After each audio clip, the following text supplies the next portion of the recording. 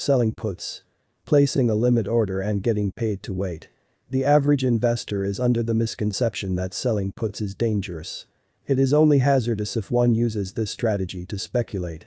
For example, one is using margin to sell puts and they have no intention of owning the shares. First of all, this is stupid, and secondly, it is dangerous because anyone that employs this strategy is doing so because they hope to make a quick buck, but they don't have the money to purchase the shares if they are put to their account. Borrowing money to buy something you can't afford is a recipe for disaster. However, this is not what we are promoting, and if utilized in the way we will lay out, this strategy is one of the safest option strategies out there. Let's start with some basic concepts. Options trade in contracts and the minimum amount is one contract.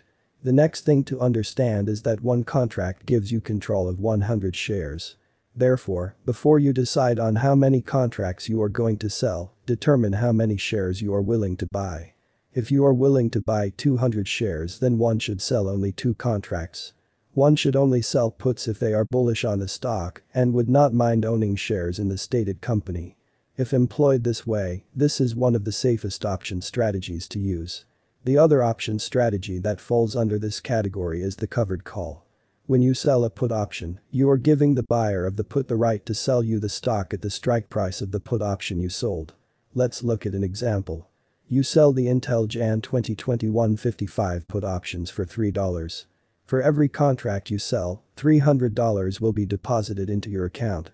Let's assume 2 months later Intel is trading at $53, the buyer of the put option has the right to sell you the shares at $55.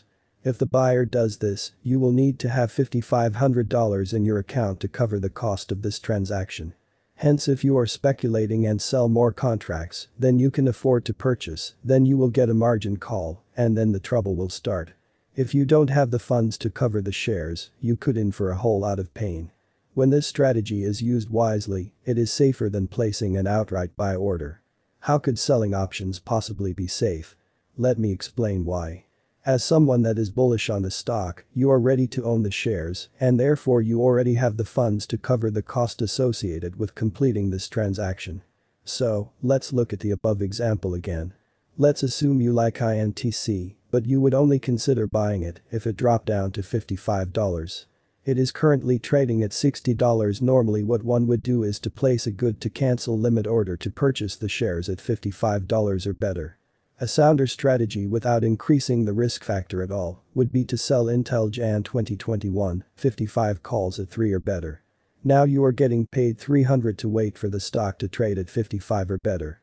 If Intel makes it to 55 and the buyer of the option decides to put the shares to your account, you will have to pay $5,500 per contract as each contract controls 100 shares.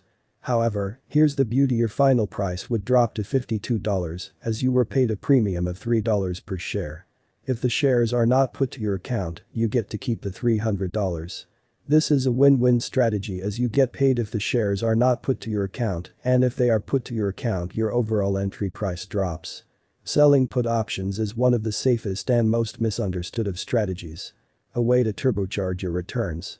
To employ this technique, you need to have time on your hands to monitor the stock. The idea here is to wait for the stock to trade close to the price you would be willing to buy it at.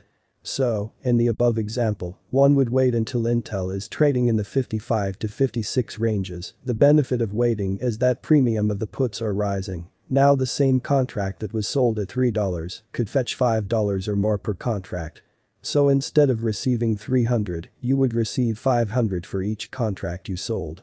If the shares are put to your account now, your overall price will drop to $50 as you received a $5 per share premium. If the shares are not put to your account, you walk away with $500.